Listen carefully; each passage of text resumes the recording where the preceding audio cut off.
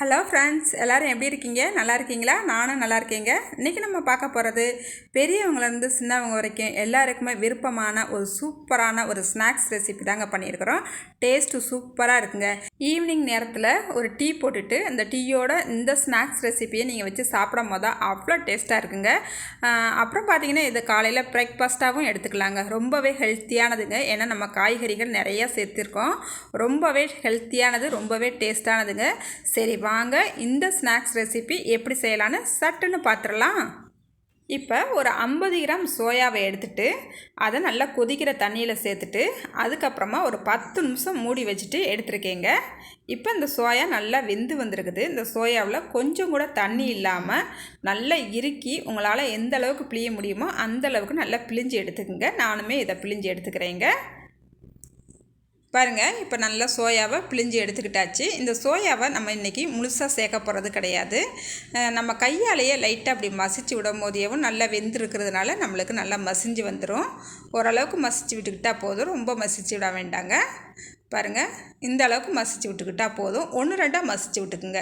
இல்லை உங்களால் கையில் மசிக்கிறது கஷ்டமாக இருக்குது அப்படின்னு சொல்லி நினச்சிங்கன்னா நீங்கள் மிக்சியில் கூட லேசாக ஒரு திருப்பி எடுத்துக்குங்க. இங்கே பாருங்கள், இந்த மாதிரி நான் எல்லாத்தையுமே இதை மசிச்சு விட்டு எடுத்துக்கிறேங்க.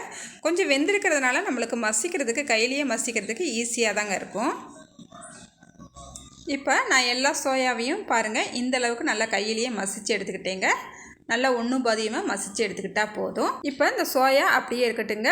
இப்போ நம்ம ஸ்டஃபிங் வைக்கிறதுக்கு என்னென்ன காய்கறிகள் கட் பண்ணி வச்சுருக்கேன்னு வாங்க பார்த்துடலாம். ஒரு பல்லாரி வெங்காயத்தை நல்லா நீல வாக்கில் கட் பண்ணி வச்சுருக்கேங்க. ஒரு குடமிளகாயும் நல்லா பொடிசாக கட் பண்ணி வச்சுருக்கிறேன். 2 உருளைக்கிழங்க தோல் எடுத்துகிட்டு நல்லா சீவி வச்சுருக்கிறேன். அதே போல் 2 கேரட்டை நல்லா தோல் எடுத்துகிட்டு சீவி வச்சுருக்கேங்க. 50 கிராம் முட்டைக்கோசை நல்லா நீல வாக்கில் கட் பண்ணி வச்சுருக்கிறேன். இப்போ இந்த காயை நம்ம வதக்கி எடுத்துக்கலாங்க. இப்போ ஒரு கடாய் அடுப்பில் வச்சுக்கலாம். இதில் 2 ஸ்பூனுக்கு மட்டும் எண்ணெய் சேர்த்துக்கலாங்க. எண்ணெய் நல்லா சூடானவுடனே கொஞ்சமாக கடுகு சேர்த்துக்கலாம். ஒரு 1/2 ஸ்பூனுக்கு சீரகம் சேர்த்துக்கலாங்க. சீரகம் நல்லா பொரிஞ்சு வந்தால் பிறகு நம்ம சோயாவை சேர்த்துக்கலாங்க. சோயா கொஞ்சம் பச்சை வாசனையாக இருக்கிறோம், அதனால் நல்லா ஃப்ரை பண்ணி எடுத்துகிட்டு அதுக்கப்புறமா நம்ம வெங்காயம் சேர்த்துக்கலாம். ஒரு 2-3 நிமிஷம் நம்ம சோயாவை வதக்கினாலே போதும், நல்லா ஃப்ரை ஆகி வந்துடும். இப்போ நம்ம பல்லாரி வெங்காயத்தை சேர்த்துக்கலாம். வெங்காயத்தை சேர்த்துட்டு 1 செகண்ட் மட்டும் வெங்காயத்தை வதக்கினா போதுங்க. நம்ம காய்கறிகளை சேர்த்துக்கலாங்க. இப்போ எல்லா காய்கறிகளுமே முழுசாக நம்ம சேர்த்துக்கலாம். சேர்த்துட்டு இந்த காய்க்கு தேவையான அளவு உப்பு சேர்த்துக்கலாம். உப்பு சேர்த்துட்டு நல்லா ஒரு 5 நிமிஷத்துக்கு இந்த காயை நல்லா வதக்கலாம். 3 நிமிஷம் மூடி வச்சு வேக விடுங்க. அதுக்கப்புறமா 2 நிமிஷம் நல்லா திறந்து விட்டுட்டு இதை நல்லா வதக்கி எடுத்துக்கலாம். இப்போ இதில் மசாலா சேர்த்துக்கலாங்க. பாருங்கள், ஆச்சி சிக்கன் 65 மசாலா பொடி எடுத்துருக்கிறேன். இதில் ஒரு 1.5 ஸ்பூன் அளவு நான் சேர்த்துக்கிறேங்க. நீங்கள் காரம் எப்படி சாப்பிடுவீங்களோ உங்களுக்கு தக்கன கூட்டியோ குறைச்சோ சேர்த்துக்குங்க. இப்போ 1/4 ஸ்பூனுக்கு மஞ்சத்தூள் சேர்த்துக்கலாம். இப்போ மசாலாவோட பச்சை வாசனை போகிற வரைக்கும் இது நல்லா வதக்கி எடுத்துக்கலாங்க. இங்கே பாருங்கள், 2-3 நிமிஷம் நல்லா வதக்கி எடுத்துக்கிட்டாச்சு. இப்போ இதில் கொஞ்சமாக மல்லிச்செடியும் கருவேப்பிலையும் சேர்த்துக்கலாங்க. நம்மளுக்கு உள்ளே வைக்கிற ஸ்டஃபிங் மசாலா சூப்பராக ரெடி ஆயிடுச்சுங்க. இப்போ நல்லா கலந்து விட்டுட்டு அடுப்பை ஆஃப் பண்ணிடலாம். இதை நல்லா ஆற விட்டுறலாங்க. இப்போ மறுபடியும் ஒரு அகலமான ஒரு கடாய் எடுத்துருக்கிறேன். இதில் தான் நம்ம மாவு பிசைஞ்சிக்கிற போகிறோம். ஒரு 3 கப்புக்கு கோதுமை மாவு எடுத்துருக்குறேங்க. இதில் தேவையான அளவு உப்பு சேர்த்துக்கலாம். உப்பு சேர்த்துட்டு நல்லா கலந்து விட்டுக்கலாம். கலந்து விட்டுட்டு நம்ம கொஞ்சம் கொஞ்சமாக தண்ணி ஊற்றி எப்பயும் பிசைகிறது போல் தான் சப்பாத்தி மாவுக்கு நம்ம எந்த அளவுக்கு பிசையுமோ அதே போல் நல்லா அந்த மாவை பிசைஞ்சு எடுத்துக்கலாங்க. பாருங்கள், இந்தளவுக்கு நல்லா சாஃப்டாக பிசைஞ்சு எடுத்துக்கலாம். இப்போ கையில் கொஞ்சமாக எண்ணெய் தடவிக்கலாம். எண்ணெய் தடவிட்டு இந்த மாவுலேருந்து ஒரு சின்ன உருண்டையை அந்த மாதிரி நல்லா எடுத்துகிட்டு நல்லா உருட்டிக்கலாங்க.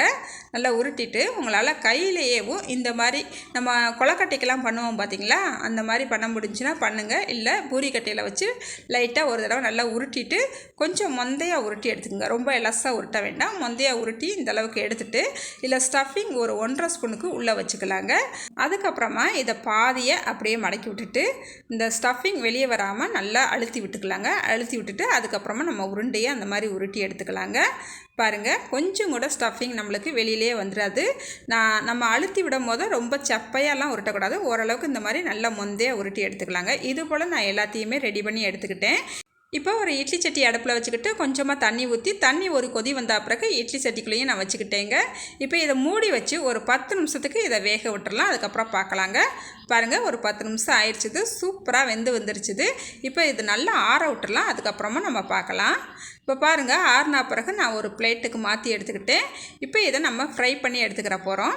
ஒரு தோசைக்கல் அடுப்பில் வச்சுக்கலாங்க. இதில் 2 ஸ்பூனுக்கு மட்டும் எண்ணெய் விட்டுக்கலாம். கொஞ்சமாக கடுகு சேர்த்துக்கலாம். உங்களுக்கு இந்த மாதிரி கடுகு சேர்த்து ஃப்ரை பண்ணுறது பிடிக்கும்னு சொன்னீங்கன்னா கடுகு சேர்த்துக்கலாம். இல்லைன்னா ஸ்கிப் பண்ணிக்கலாங்க. வெறும் எண்ணெய் மட்டும் ஊற்றிக்கலாம். இப்போ கடுகு நல்லா வெடிச்சிருச்சு. நம்ம இப்போ வேக வச்சு எடுத்து வச்சுருக்கோம் இல்லையா, அதை இப்போ நம்ம சேர்த்துக்கலாங்க. நான் இன்றைக்கி கொஞ்சமாக எண்ணெய் விட்டு ஃப்ரை பண்ணி எடுத்துருக்கிறேன். உங்களுக்கு வந்து நல்லா எண்ணெயில் போட்டு முழுசாக பொரித்து எடுக்கிறனால நீங்கள் பொரித்து எடுத்துக்கலாம். இல்லைன்னா கொஞ்சம் எண்ணெய் ஊற்றுறனால நீங்கள் ஊற்றி எடுத்துக்கலாங்க. இப்போ நல்லா அடுப்பை மிதமான தீயில வச்சுக்கிட்டேவும் இதை வேக விட்டுக்கலாம். ஒரு 2-3 நிமிஷம் ஆனால் பிறகு நம்ம இதை திருப்பி போட்டுக்கலாம். இங்கே பாருங்கள், ஒரு 2-3 நிமிஷம் ஆயிடுச்சுது. நல்லா திருப்பி போட்டுக்கலாம். அப்புறம் நம்ம ஊற்றின எண்ணெய் கொஞ்சம் குறைஞ்சிருந்துச்சின்னா 1 ஸ்பூன் மேற்கொண்டு ஊற்றி நல்லா ஃப்ரை பண்ணி எடுத்துக்கலாங்க.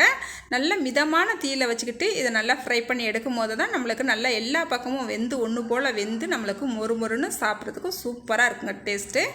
அதுக்கப்புறமா இந்த ஓரங்கள்லாம் பார்த்திங்கன்னா இந்த மாதிரி ஒரு ஸ்பூன் வச்சு நல்லா ஓரங்களை இந்த மாதிரி நல்லா ஃப்ரை பண்ணி எடுத்துக்கலாம். எல்லா பீஸ்லேயுமே இதே போல் நல்லா ஃப்ரை பண்ணி ஓரங்களை எடுத்துக்கலாங்க.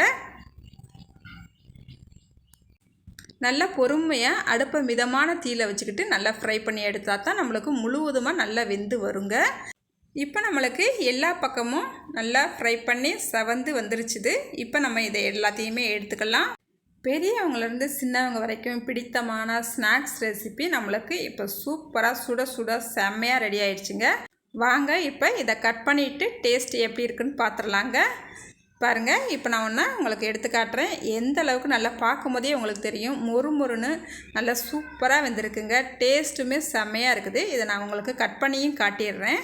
உள்ளே நம்ம வச்சுருக்கிற அந்த ஸ்டஃபிங்கோட அப்படியே சாப்பிடும் போது அவ்வளோ சூப்பராக இருக்குங்க.